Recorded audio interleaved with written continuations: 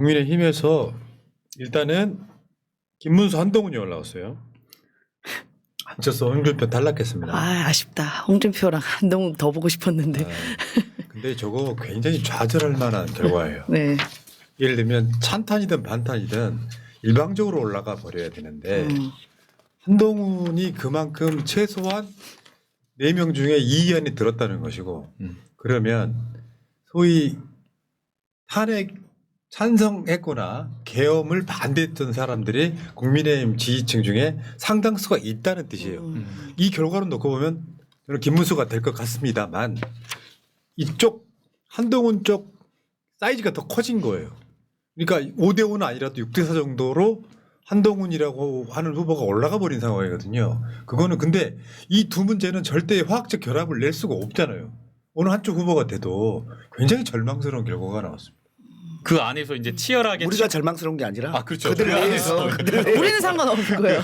저희는 희망적이고 그 안에서 이제 거의 내전에 가까운 치열한 노선 투쟁, 정치 투쟁을 할 수밖에 없고요. 근데 그거를 끝냈다라고 해서 그냥 끝난 게 아니라 그 뒤에 기다리고 있는 단일화가 있잖아요. 한덕수. 그 한덕수가 뛰는 놈이라고 하는 게 아니에요? 만평을 보니까. 그렇죠. 근데 또 뛰는 놈 위에 나는 놈이 나는 있다고 놈. 누가 나는 놈인가 봤던데 한덕수랑 또 이낙연 정말 황당하지만 이낙연 전 총리가 본인도 단일화하겠다라고 하면서 뛰는 놈 위에 나는 놈이 있다라고 하는.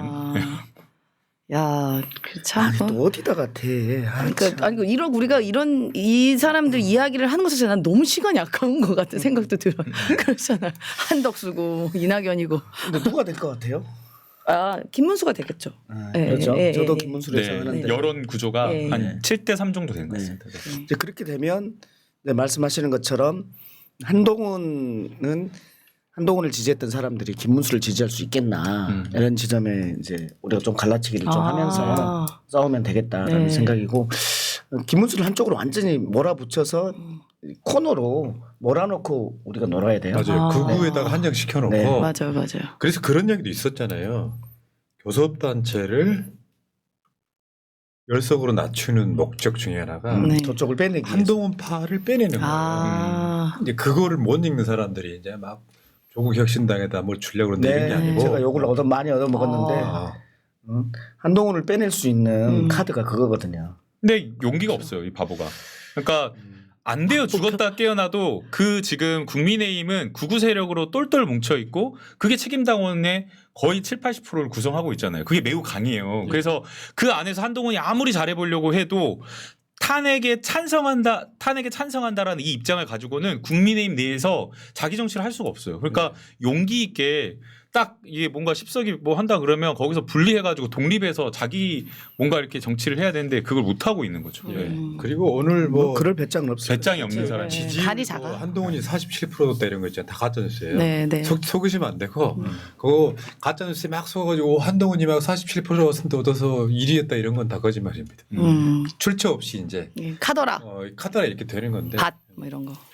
자, 근데 이게 얘네들이요 이제 사실 이길 가능성이 없잖아요. 지금까지 수십 개 여론조사가 나왔는데 이재명 대표 사실 50 찍고 있어요. 그러면 투표율까지 제외하면 현실은 지금 한 60% 각이라고 보면 되는데 국민의힘은 저게 이제 두 후보 중에 하나가 올라가던 한덕수랑 단일화라든 1+1이 그냥 1이 돼버리는 상황에 좀 가까워서 근데 보니까 급해지니까 이제 불법을 횡행하는데 이런 거 있어요. 요거 보면 한동훈 캠프도 그렇고 김문수 캠프도 그렇고 공교롭게도 결선 올라간 캠프가 묻지마 이쪽장을 남발을 합니다. 그러니까 아는 사이도 아니야. 전화번호 준 적도 없어. 네. 근데 갑자기 위촉장 이런 게 날라오는 거예요. 이거 개인정보법 어떻게 보면 이거 위반 굉장히 아니에요? 불법이거든요. 예. 한동훈 국민 먼저 캠프 동료 시민위원회 이름 동료 시민. 서울 지역 정책 특보로 위촉합니다. 이런 특보가 막 수백 명 돼 특보가. 예. 아 이거 대량으로 어디서 번호를 개인 정보를 USB로 받아갖고 온 걸로 의심이 돼요. 네. 근데 저희는 이거 하려고 하면 실무자 단위에서 난리 난다고 큰일 난다고 절대 안 된다고. 네. 이거 서명한 거 맞냐고 큰일 본인 나요, 신청한 거 큰일 나. 맞냐고. 네, 큰일 납니다. 그러니까 이게 민주당하고 역시 법을 지키는 민주당과 그냥 여전히 구태 정치하는 국민의힘은 다른 것 같아요. 야 이번 속보가 나왔는데 정준호. 대법원이 5월 1일 날 이재명 선거법 위반 상고심 선고한다는데요. 네? 네? 뭐라고요? 그러면 상고 기각이네요. 5월 1일이요? 이거 굉장히 내일 모레 아니야? 내일 모레인데? 내일 모레인데? 굉장히 중요한 뉴스잖아요. 예, 예. 선고가 맞다면 상고 예. 기각이에요. 예. 기각 그 외에 방법이 없어요. 그러네. 예. 이렇게 빨리? 와. 그러니까 상고 기각시켜서 아. 무죄 확정 지어주겠다는 거네요. 그러니까 대선 등록 후보 등록일 이전에 결론을 해야겠다. 내려서 아. 깨끗하게 여러 논란을 해소해 주겠다. 대법원 이럴 줄 알았다니까. 아. 그러니까 이게 우리가 막 가슴 졸일 이유가 없는 것이 네. 지금 선고를 내린다면 상고 기각밖에 없습니다. 파기 자판을 할 수가 네. 없어요. 그건 불가능하다고 그러더라고요. 아예. 자, 그다음에 근데 저는 이제, 예. 대법원이 자기 존재감도 드러내고 싶은 것 같아요. 그러니까요. 맞아요. 우리가 헌재보다 더 높아 이런 느낌. 조이대 이름 자꾸 얘기해줘야겠네.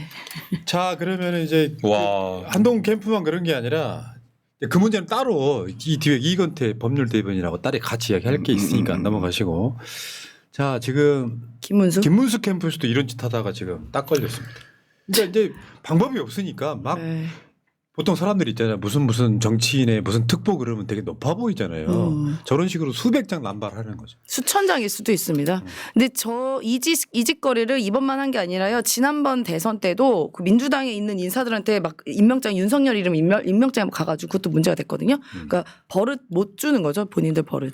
예. 근데 저게 예비 후보 단계인데 예비 후보 단계에서는 할 수 있는 선거 운동이 아니거든요. 저게. 그렇네. 맞아요. 진짜. 본선번 때. 네, 본선 갔을 때 할 수 있는 건데 아니 저들은 김문기를 아네 모르네 골프를 쳤네 안 쳤네 뭐 이런 문제 가지고 대통령 후보였던 사람을 기소해 가지고 지금까지 괴롭히고 있는데 아니 저건 물증이 그대로 있는 저런 불법 행위들을 하고 있네요. 예. 그러니까 근데 지금 이게 한덕수는요. 네. 현직 국무총리와 대통령 권한 대행을 하면서 사실상 선거운동 하는 거거든. 세금으로 선거운동하는 그게 겁니다. 관건 선거 아니에요? 네, 맞습니다. 아니 뭐 어디 뭐 한미 연합사 사령사 가고 뭐 어디 지난번에 이재명 후보도 갔던 SK 하이닉스 거기도 가고 이게 사실 선거운동하는 거 아니에요? 세금 들여가지고 지금 보니까 내일 모레 글피 30일 1일 2일 여기서 출마 선언을 하고 이제 사퇴한다는 거잖아요. 아 진짜 양심도 없다 진짜. 뭐 양심 이런 걸 떠나가지고 한덕수는 매를 벌고 있는 겁니다. 아니 또 나가는 마당에 42번째 또 거부권 또 거부권. 행사하고 나가가지고 헌법재판소 개정안도 거부권 행사하고 매를 벌고 있는 거예요. 이게 정상이 아니에요. 예. 빨리 서울구치소 윤석열 옆자리에 빨리 방 빼줘야 됩니다. 자 그리고 한덕수. 오늘 홍준표는 정계은퇴를 했거든요. 어제 그 결선에 못 들면 정계은퇴 하겠다 했는데 정계은퇴를 했고 대구시장도 그만둔 상태잖아요. 그래서 국민의힘을 떠난다고. 아예 탈당인 거지. 네. 선대 보통은 이제 그 지면은 경선 후보 진 사람들이 이긴 후보를 끝까지 백의종군하면서 돕는다. 돕잖아요. 근데 역시 홍준표 시장님 돕고 나 아무것도 안 해 이러면서 그만두고 던지고 가버리신 것 같더라고요. 홍준표는 한동훈에게 졌다라는 것이 굉장히 자존심 상할 거 아이고. 그리고 저기를 도울 수가 없어요. 네. 그러니까요. 그렇게 인신 공격까지 막 했는데 그걸 어떻게 돕겠습니까? 그러니까 지금 내가 봤을 때 국민의힘 경선이나 이거는 그냥 절망의 나락으로 떨어지고 있는 거예요. 시너지 날만한 게 없잖아요. 진짜로. 그리고 어제 이제 골 때리는 게 국민의힘 지도부 비대위원장이 한덕수를 이렇게 그것도 정대철 씨한테 권영세 비대위원장이 한덕수 권한대행에게 말씀 잘해주세요로 그러더라. 다 내포된 소리들이지. 그러니까 지도부가 나서가지고 자기 당 경선을 신경 쓰는 게 아니라 한덕수 챙기고 있는 건데 또 저걸 전해주는 사람은 정대철인데요. 김대중 대통령이 주류일 때 민주당 비주류가 정대철이었거든요. 그때 경선을 했어요. 민주당 경선을 했어요. 근데 왜 김대중 대목은 대통령이요? 저렇게 될까요? 하나같이. 아니 하나쯤 아니라 일부만. 정대철 아들이 정호준 전 맞아요. 네네, 맞아요. 맞아요. 예, 예. 중국. 아니 어쨌건 지금 민주당의 지도부가 민주당 후보들을 냅두고 네. 외부 사람 저렇게 한다 그러면 어떻겠어요? 해당행입니다.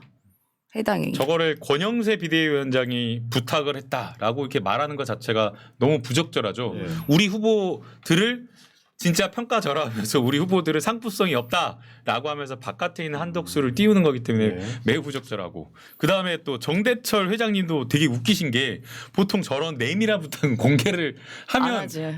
하지 않고 공개를 하면 웃겨버리잖아요. 권영세 비대위원장이. 근데 공개를 해가지고 한껏 이 상황에서 본인 몸값을 띄우고 있다. 아, 형님 뭐 처음에는 형님 제가 어떻게 출마합니까 했다가 며칠 지나가지고 형님 저 좀 봅시다. 그러면서 자기가 해석까지 덧붙여요. 출마할 것 같다.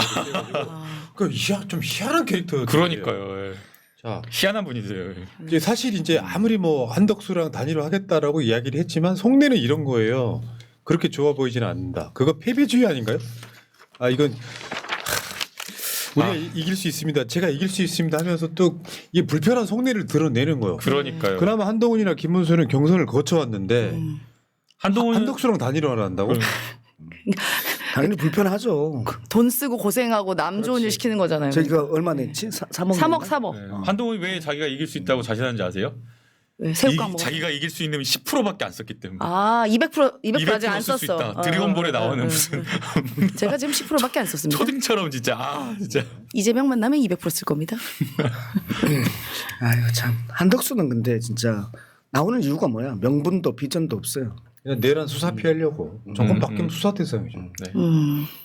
정치 보복한다 뭐 이렇게 프레임 잡으려고 그러는 아니 거 정권이 아닌가 싶은데. 바뀌면은 국무회의를 윤석열이 임명한 장관들과 일단 하게 되잖아요. 네. 이재명 대표의 대통령석에 앉아 있는 걸 못 보겠다 이런 거야?